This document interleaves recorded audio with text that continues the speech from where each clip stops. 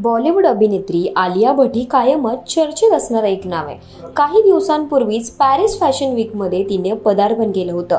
तिने Met Gala कार्यक्रमात 23 फूट लांबीची साडी नेसली होती आणि या साडीमुळे आलियाला 6 तास वॉशरूमलाही जाता आलं नाहीये, याविषयी तिनेच एकदा सांगितलंय। अशी साडी नेसून मी वॉशरूमला जाऊ शकत नव्हती, त्यामुळे मी 6 तास ती साडी घातल्यामुळे वॉशरूमला देखील गेली नाही, असं आलिया भटने सांगितलंय। आजकाल पाहायला गेले तर अशा अनेक महिला आहेत ज्या वर्किंग वुमन्स आहेत, त्यांना बाहेर राहावं लागतं किंवा कामानिमित्त बाहेर जावं लागतं।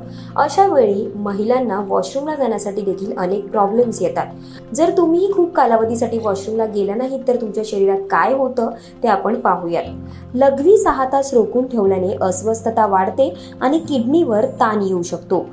दीर्घकाळ लघवी रोखून ठेवल्याने दबाव वाढतो, ज्यामुळे मूत्रमार्गात संक्रमण सुद्धा होऊ शकते।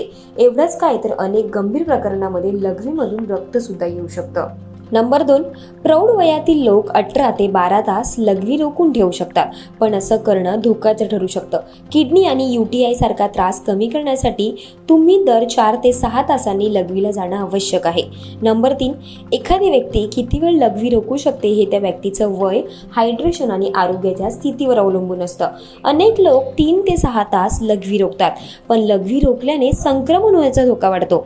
तसंच मूत्राशयामध्ये समस्या आणि किडनीचा आजारही होण्याचा धोका असतो।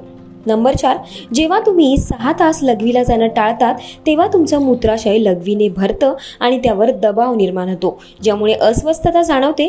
तसंच मूत्राशयावर ताण देखील येतो, त्यामुळे तुम्हाला त्या जागी वेदना सुद्धा होऊ शकतात। नंबर 5, अशा वेळी ओटीपोटात अस्वस्थता निर्माण होते आणि शरीर आपल्याला सूचना देतं की आता वॉशरूमला जाण्याची वेळ झाली आहे। लघवी जास्त वेळ रोखून ठेवल्याने किडनीमध्ये स्टोन, रक्तप्रवाहात संसर्ग होऊ शकतो।